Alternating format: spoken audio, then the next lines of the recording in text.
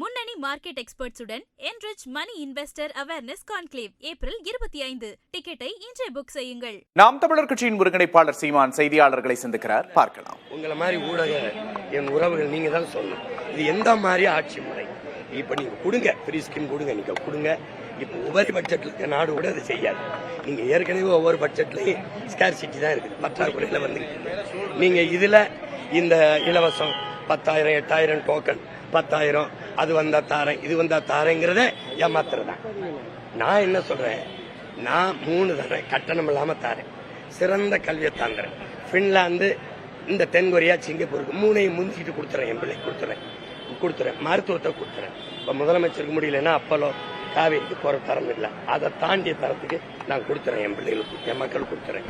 குடிநீரை கட்டணம் இல்லாம தந்துடுறேன், மற்ற இதுவும் கட்டணம் இல்லாம தரேன். ஓசி பஸ் ஓட்டல, ஏசி பஸ் ஓட்டுறேன், உரிய கட்டணத்தை கொடுத்து போ. உனக்கு இலவசமா கொடுத்துட்டா பொருளின் மதிப்பு தெரியாது. தடையற்ற மின்சாரம் கொடுக்குறேன். நான் கட்டணம் இல்லாம கொடுத்தா என் ஆத்தால போய் வீட்டுல விலை கணிச்சிட்டு வெளியில போவான்னு நினைக்கிறீங்களா? போராடி பெறாத, உழைத்து பெறாத பொருளுக்கு மதிப்பு இருக்காதீங்க. ஒரு தலைவன் வந்து நாட்டை அப்படி கட்டமைக்க கூடாது. இலவசம்ங்கிறது ஏமாற்று அந்த நிலையிலிருந்து மாற்று. அதுதான் என்னுடைய தமிழ்நாடு முதலமைச்சர் நீங்க விட்டுட்டு எல்லாருமே தொகுதி மறுசீரமைப்பை வந்து எதிர்க்கிறீங்க. அதே நேரத்தில் வந்து பியூஷ் கோயல் என்ன சொல்லியிருக்காருன்னா, படிப்பறிவும் புரிதலும் இல்லாதவங்க தான் இதுக்கு எதிர்ப்பு தெரிவிப்பாங்கன்னு சொல்லி பேசியிருக்காரு. நீங்க படிப்பறிவு இருந்து என்ன பண்ணீங்க? மதத்தை முன்னிறுத்தி உலகத்துல எவனாவது அரசியல் செய்வானா? இது படிச்சவன் செய்யறதா? நீ செய்வானா? நீங்க பாருங்க, என்ன கேள்வி கேட்டீங்களா? செய்வானா? மதம் அரசாலாமா? மதம் அரசியலாகி அதிகாரத்துக்கு வந்தா அங்க மனித நேயம்னு ஒன்று செத்தே போயிடும். அப்புறம் என்னது? இது படிச்சவன் செய்யற செய்யல. இறை மாதிரி இந்த ஆட்சி செய்யணும். முறை செய்து காப்பாற்றும் மன்னவன் மக்களுக்கு இறை என்று வைக்கப்படும் என்னோட வேதம் சொல்லுது. இறைவன் கேட்கிற உயிருக்கும் கேட்க திறனற்ற உயிருக்கும் புல்லு பூண்டு நாய் நெறி எல்லாவற்றுக்கும் வேண்டியதை கொடுப்பாங்கிறதா இறைவன். அப்படி ஆட்சி செய்யணும், அவன் தான் தலைவன். அதை விட்டு நீ இந்த மதத்துக்கு தான் நாடு, இந்த மதத்துக்கு தான் செய்வேன்னா இது படிச்சவன் செய்யற செய்யல. படிச்சு என்ன பண்ணீங்க? இவன் செய்யறதுன்னு திருப்பி வந்து சொல்றீங்க. மனு சீரமைப்பு செய்ய, தேர்தல் முடிஞ்ச பண்ண செய்ய SIR கொண்டு வந்தீங்க. அதுக்கு காரணம் என்ன? சீர்திருத்தம். இறந்தவர்கள் வாக்குதல் இருக்கு, இறந்தவர்கள் சான்றிதழை சமர்ப்பிச்சிருக்காங்க, ஒப்படைச்சிருக்காங்க. அதுல இருக்கிறவன் எடுத்து ஒரு நிலத்துல பயிர் இருக்குன்னா களையை மட்டும்தானே எடுக்கணும். அவன் தானே விவசாயி. மொத்தமா அழிச்சு கிழிச்சு மறுபடியும் நடுவோம்னா இது எப்படிப்பட்ட செயல்? இது படிச்சவன் செய்யற செயலா? SIR ஏன் கொண்டு வந்தீங்க? 15 ஆண்டுகளா வந்து ஒருதலை காதலா வந்து காதலிச்சிட்டு இருக்கேன்னு சொல்றீங்க. உங்க காதல் எப்ப வெற்றி அடைய போகுது? இல்ல காதல்னா என்னைய காதலிச்சு போட்டதுல 36 லட்சம் பேர் காதலிச்சு 3வது பெரிய கட்சியாக்கி அங்கீகரிக்கப்பட்ட. முதல்ல என் சின்ன எங்க இருக்குன்னு தெரியாது. முதல் பட்டியல முதல் இடத்துல இருக்குல்ல. ஏன் இருக்கு? ஏன்னா இந்த நாட்டுல நம்பர் 1 முதல் இடத்துல இருக்க வேண்டிய விவசாயி தாங்கிறத சின்ன உணர்த்து. வெற்றி வாய்ப்பு நீங்க தான் சொல்லணும். நான் காரைக்குடிக்கான ஆள் இல்ல, ஒட்டுமொத்த தமிழ் குடிக்கான ஆளு. நாட்டையே வெள்ளன்னு போராடுறேன். காரைக்குடி பரமக்குடி எல்லாம் கிடையாது.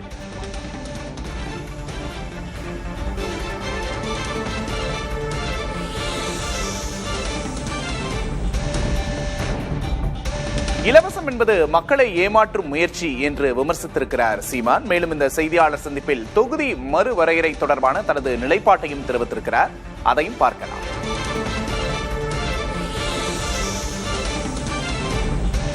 தொகுதி மறுசீரமைப்பு வந்து தேர்தல் நேரத்தில் வந்து பண்றாங்க, இதை எப்படி பாக்குறீங்க? இது தேவையற்றது. ரெண்டும் மேற்கு வங்கம் இங்க கேரளாவில் புதுச்சேரியில் முடிஞ்சிருச்சு. ஆனா மேற்கு வங்கத்தில் இங்க இன்னும் அங்க இன்னொரு கட்டம் இருக்கு. நமக்கு தேர்தல் நடந்துட்டு இருக்கு. இந்த நேரத்தில் இது அவசரமா செய்ய வேண்டிய வேலை இல்லை, நிதானமா விவாதிச்சு செய்ய வேண்டிய வேலை.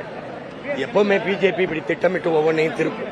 திருச்சி எங்கும், NRC எங்கும், NA எங்கும், SIRனு சிறப்பு வாக்காளர் திருத்தம், இந்த மாதிரி வேலையில கொண்டு வந்து மக்களை எப்பவுமே ஒரு பதட்டத்தில் வச்சுக்கிறது அதுக்கு பழக்கமாயிடுச்சு. என்ன சீரமைப்பீங்க? நான் என்ன கேட்கிறேன்னா, அன்றைக்கு விடுதலை பெற்ற பிறகு 543 பாராளுமன்றம் கொண்டு வந்தீங்க. அன்றைக்கு இருந்த மக்கள் தொகை இன்னைக்கு இருக்கா? இன்னைக்கு 150 கோடியை தொற்றுச்சு. அப்படின்னா 6 சட்டமன்றத்துக்கு ஒரு பாராளுமன்றத்தை மாத்தி 3 சட்டமன்றத்துக்கு ஒரு நாடாளுமன்றம் நீ கொண்டு வந்தாதான் எனக்கு உரிய பிரதிநிதித்துவம் இருக்கும். அப்படி கொண்டு வரல. என்ன சீர்திருத்தம் பண்ண போறீங்கன்னு சொல்லுங்க. என்ன சீர்திருத்தம்? மக்கள் தொகை அடிப்படையில் என்ன?